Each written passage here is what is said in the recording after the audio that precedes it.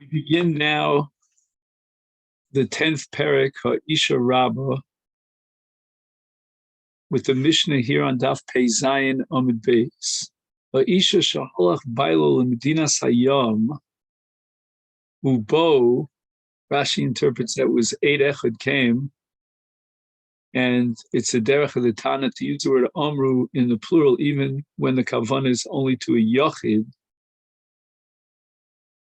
The Amru law, the aid testified, Mace Bailech, your husband died, therefore you're allowed to get married, Venises, and she got married, and she had the Rishus of Bezdin, as the Gemara is going to explain later on. So we started the Mishnah now on Daf Pei Zayin Amud Beis. Ha'isha shaholach bailo l'medinas hayam, bo v'yomru Mace Bailech Venises. So the Bezdin accepted the testimony of one witness to the effect that her husband died, and the Chachamim believed this aid, and based on his testimony, they allowed her to get married. And all this is based on a principle of Shelo Tehei Aguna, which we'll see in the Gemara Daf Pei Ches. Now a husband appears live and well, which means that she got married to a second husband and violated the Isur Veishasich. She has to get a get from both husbands, the first and the second. And the reason why she needs a get from the first husband is because of the principle of Eishes Ish Shenivla Be'isur Sheneseres L'Baila U'Leboel. So that therefore, if she has an interest now in marrying someone else, then Tzricha get Mizeh U'Mizeh. She'll need to get both from her first husband and from a second. The question is why she needs to get from her second husband, since that marriage was not valid at all. She was married to the first husband at that time. So that's going to be a sugya later on. The Ein Lo Ksuba, and the Rabbanon established a takon of Ksuba in order to make it somewhat difficult for him to divorce his wife, knowing that he has to pay the Ksuba. But here in this case that he's obligated to divorce his wife, there is no ksuba. So she forfeits her rights to ksuba. And you get the impression that maybe there's a certain element of guilt here on her part, perhaps because she should not have relied on the testimony of one witness, one single witness, to the effect that her husband died. Now her husband shows up. She needs to get from both her first husband and her second, and she cannot retain the relationship in the marriage between herself and her first husband, nor the second husband. Now, as far as peiros are concerned, the Mishnah establishes that she forfeits her rights to peiros. It means that if she brought in nichsei malug, that we spoke about many times, into the marriage, and her husband therefore has rights to eat the peiros of nichsei malug, and now she wants to claim compensation for those peiros that he ate, she doesn't have rights to claim that he should pay up for the peiros. And basically, the husband, the first husband meaning, had rights to eat the peiros because that was part of the ksuba. In fact, he's still alive, even today as we speak, and therefore he really still has rights to eat peiros. But let's say there were peiros that he ate after she got married to the second husband. Even those peiros he doesn't have to pay her. And she loses her rights to collect that compensation. Lo mazonos, he doesn't have to support her because, again, the halacha requires that he divorce her. Velo blaos, and if she brought in garments, clothing into the marriage, and now they're not in the same shape they were when they were fresh and new, and now with the get, she wants to get back these begadim, she has no right to do so. And in everything that we said, it's true lolzeh, v'lolzeh, whether it's the first husband or the second. Trying to do something. V'im nitala mizeh u'mizeh tachzeh. If she went ahead and she grabbed the money on her own initiative, whether it be the ksuba money, whether it be the payrolls, the mazonos, the blows, then tachzeh. Whether she took it from the first husband or the second husband, she'll have to return that money. And we don't apply the principle of tafsa, of tfisa, that ein motzi miyodo. Sometimes in a suffix, somebody grabs money on his own, and we cannot force him to fork up the money and return it. But here, she had no rights to these monies, and therefore, we're going to have to taxir. We're going to have to make sure she returns whatever monies she had taken. Now, if she took money from the second husband before the first husband returned alive and well, on that we say her tfisa works. V'yim avlad mamzer, v'avlad mamzer, if she had a child, mizeh u'mizeh. Now watch what happens here. The child from the first husband, if he has a relationship with her, is not really a mamzer, but midivreim, the chachamim instituted a psul of mamzer. So he's a mamzer midivrei sofer. Because again, on a doraisa level, she's married to the first husband. He never died. In the case of the second husband, any child from the second husband is certainly a mamzer because it's an ashes ish and nivala liacher, the older mimen.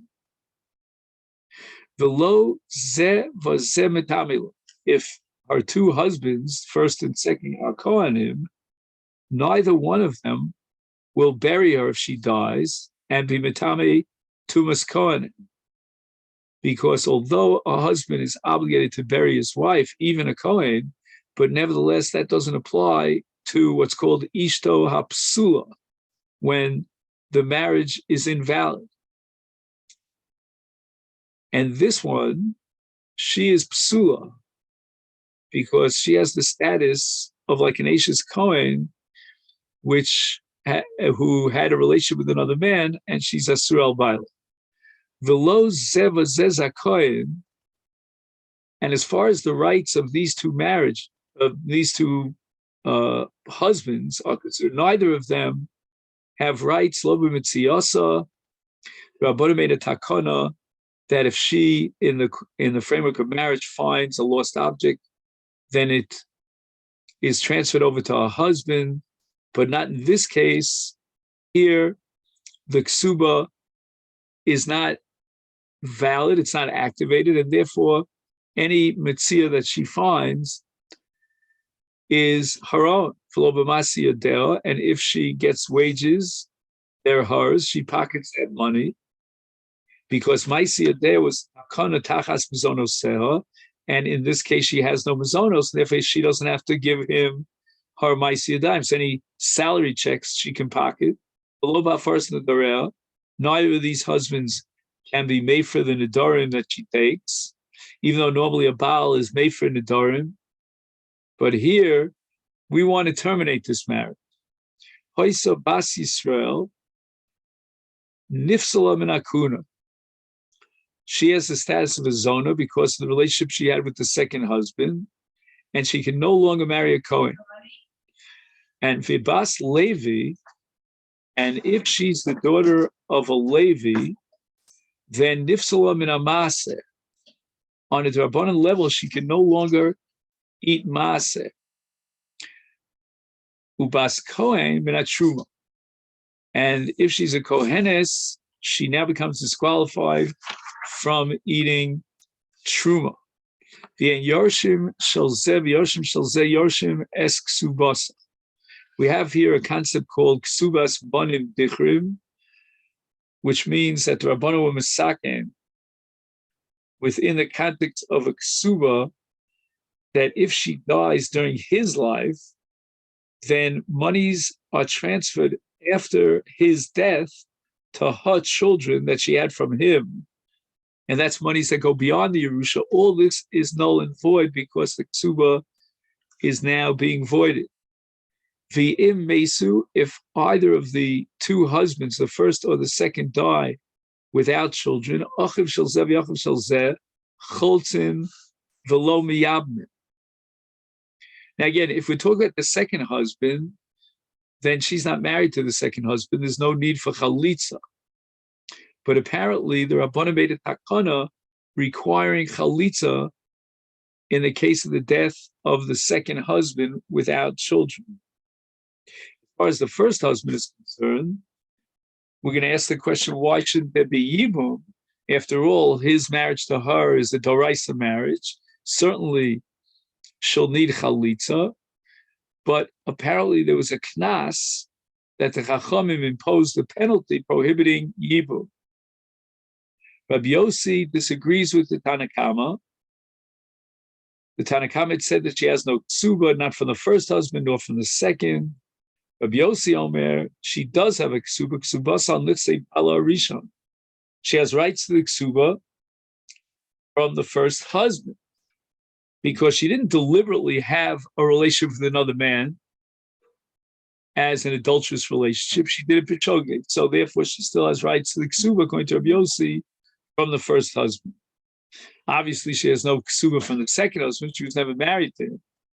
Rabbi Lazar also disagrees with the Tanakama, who said that the Baal doesn't have rights to collect her lost objects, Hamaisi Yadayim, first Nedarim. And Rabbi Lazar Omer, Rishon Zakoy, B'mitziyasu Hamaisi Yadayim, first Nedarim. There's no reason to impose a knas on the first husband. He didn't do anything wrong. He went out to Medina Sayyam and he survived whatever he survived. He came back and he returned and he found his wife married to another man. So why should those takanas that were instituted for his benefit, why should he forfeit those rights? Rabbi Shimon also disagrees with the Tanakama, who said that if they die, there's no yibum. Omer, Rabbi Shimon Omer, he says that the brother of the first husband is miyabim her, lechatchila, and biyaso chalitzasa me'achiv shel rishon poter sarasa. And the brother of the first husband, when he either is miyabim her or he gives a chalitza, then he patters up tzarasa.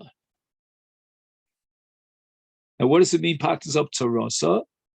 It means ishto shnia shel arishon, meaning if the first husband had a second wife, besides this woman who went ahead and got married to a second husband, thinking her husband was dead, and that second wife doesn't require chalitza and yibum because she's potted up from the chalitza yibum that the brother gives to this wife. I'm not exactly sure what the chiddush here is. It sounds like just an application of a universal rule that the chalitza or the yibum of one tzara patters up the other tzara. Now,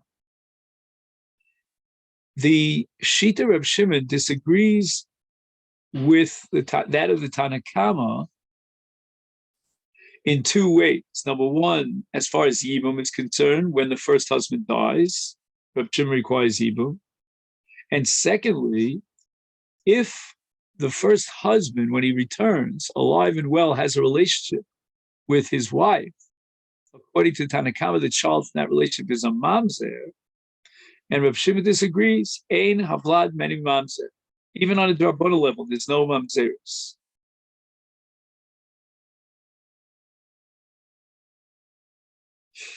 And again, this is a case of shogeg, and therefore there's no reason for imposing a knas and psulka. Im nisei shelo b'rshus. Now, until now, we were discussing a case where she got married based on the testimony of one single aide with Rishus Bezdin. Now we have a case where two witnesses came and they testified that her husband died. She got married based on their testimony, and she didn't get a Rishus, an okay from Bezdin, which is fine. She doesn't need an okay from Bezdin if there are two Eidim. And now Muteres Lachs, if her husband returns, she's allowed to resume her relationship with her first husband, who's still her husband. And the reason for that is because since she relied on two witnesses, that she had perfectly legitimate rights to do so. You can't call her in any way guilty. And we're not going to impose a knas and break up the marriage to her first husband. She's considered anusa, circumstances beyond her control.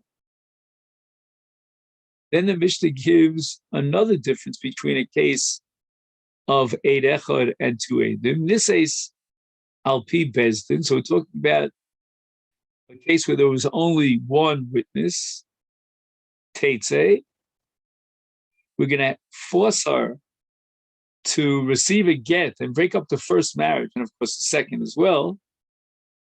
However, Petura min HaKarban, she doesn't have to bring a Karban Chatas for the relationship that she had with the second husband.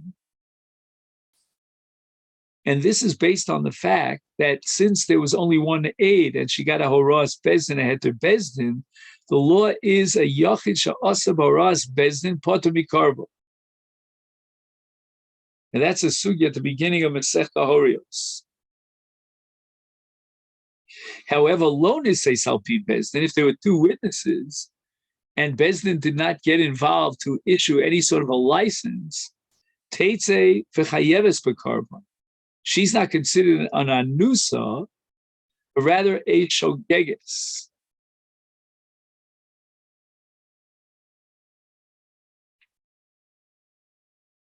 So again, she can no longer remain married to a second husband. That's obvious. But the additional chiddush here is that she has to bring a karban chatos for the relationship that she had with the second husband. And therefore, she's not under the category of Yachid Jasa Horas Bezdin. She never got a Horas Bezdin. She relied on two Eidim.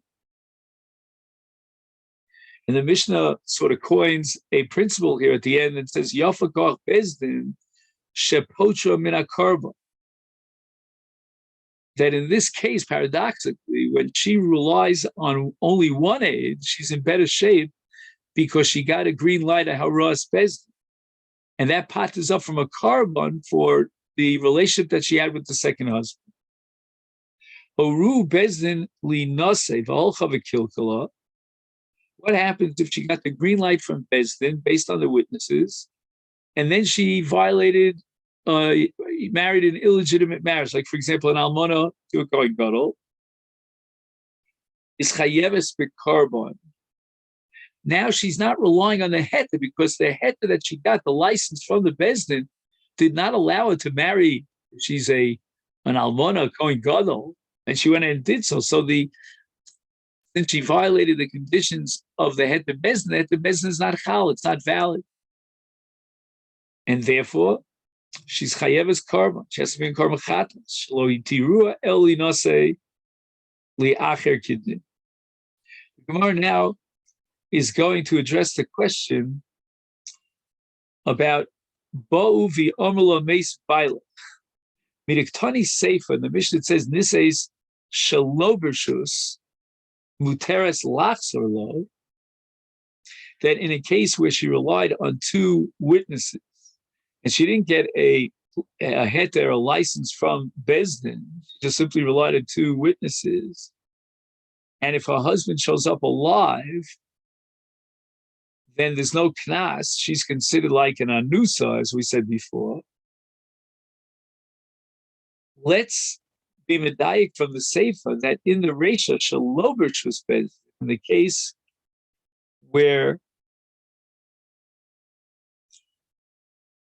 so again, Midiktani Seifa, in this shalobersh muteres lachzor. Is shalobersh was Bezdin el b'edim, it means that she didn't get a heter from Bezdin, but rather two witnesses testified that her husband died. and she doesn't require a heter bezdin. Vichlal de Reisha, the Mishnah the Reisha, when it says Ubo v'omru, they testify that her husband died and she has all the knossos, is b'shus bezdin. What does it mean that she can only get a heter to marry someone else b'shus bezdin? Because there was only one witness, so she can't rely on one witness to get married to another man.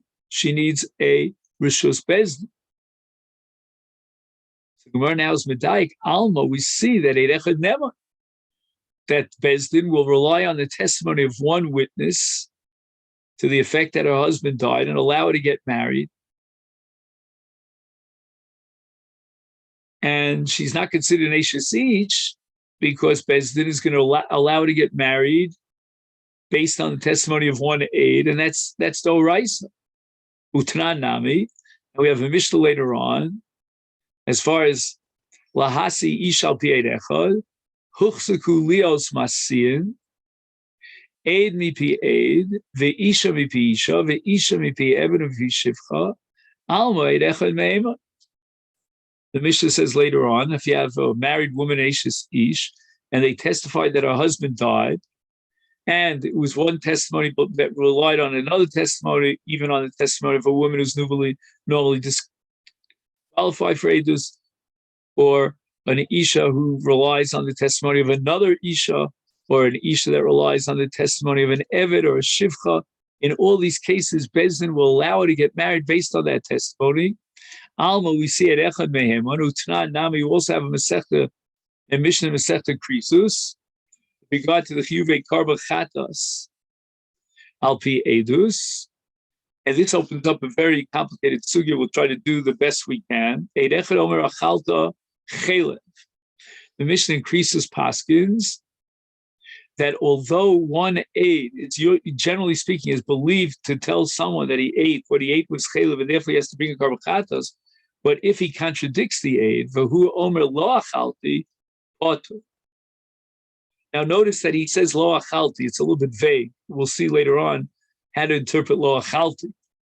But in any event, you see that the aid echad is neman, except for the fact that there was hakchasha on the part of the guilty or accused of guilt person. If he, the one who ate the chelev, would say nothing, and he would not contradict the witness, is mehema, the witness would believe, and he's going to have to bring a korban. Now, a korban is not a drabanan, a korban is doraisa. Otherwise it would be chulul azara. Alma idechem mehema. So once again, we see over and over and over again in three different Mishnayos that Eirecha is believed. So the Gemara asked me, the Raisa Minolan, how do we know that the Torah relies on the testimony of one aid to be Mater Isurim, to Sanya? And the Gemara now explains, based on a Brisa, that the Torah within the parasha of Chiyuv Parmachata says, O Hoda Elav Chataso Asher Chata. And this is a pasuk at the beginning of Sefer Dvarim. At the beginning of Sefer Vayikra. And it says, Ohoda Elav, Nodalo Chet Me Atzmo. He himself knows about the Chet. It's not enough that others tell him that he violated a sin. And the Bryce explains, you might think that even if he doesn't contradict the aid, a pot, he doesn't have to bring a korban because the idea of the chet comes from someone else, from the aid. Tamulomer o hoda elav. Hoda, it doesn't say yada. So hoda means that he was notified.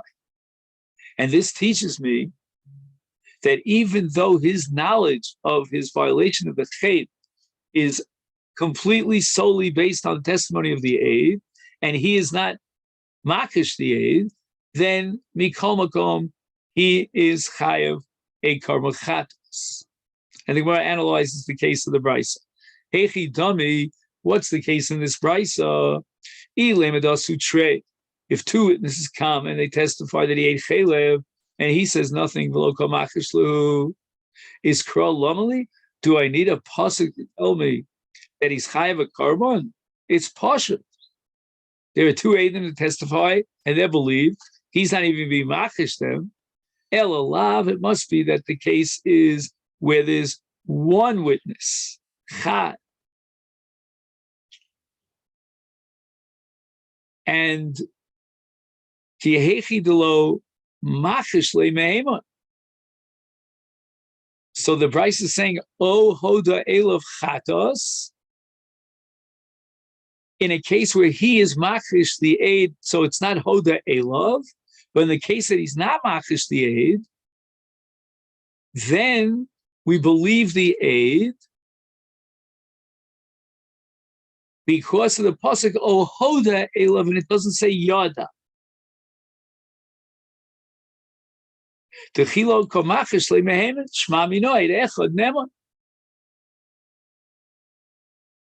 we see from this brisa that the Torah relies on Eid Echad, and if he's chayav a carbon, as long as he's not machish. So, the Gemara, how do you know to be shumei Echad meheman? How do you know that the Torah is being chayav a carbon based on the testimony and the credibility of one Eid? Bilva mishum dekashasik. Since he wasn't machish the aid, then he in effect is admitting that he violated the sin in the aid chaylev. He's chayav carbon because of his odah, not because of the aidus.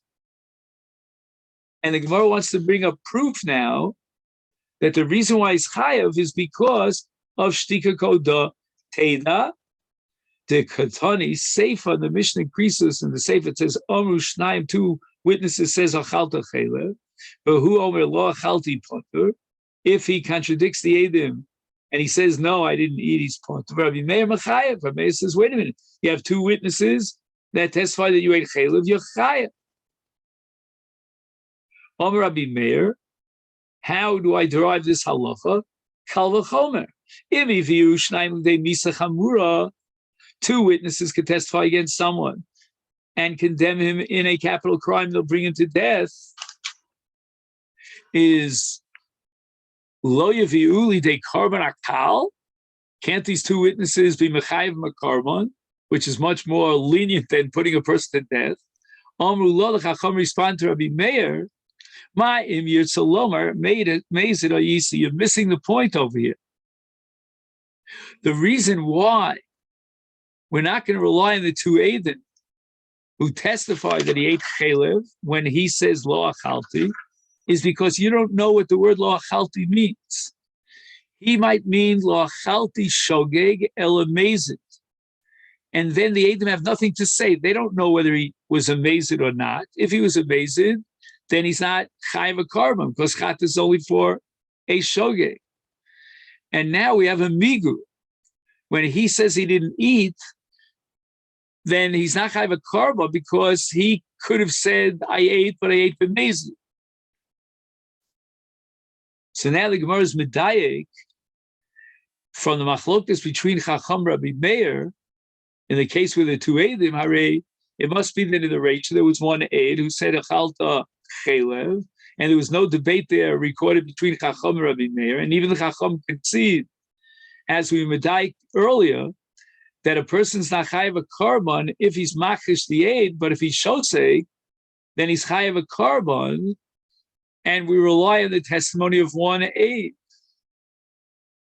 Reisha,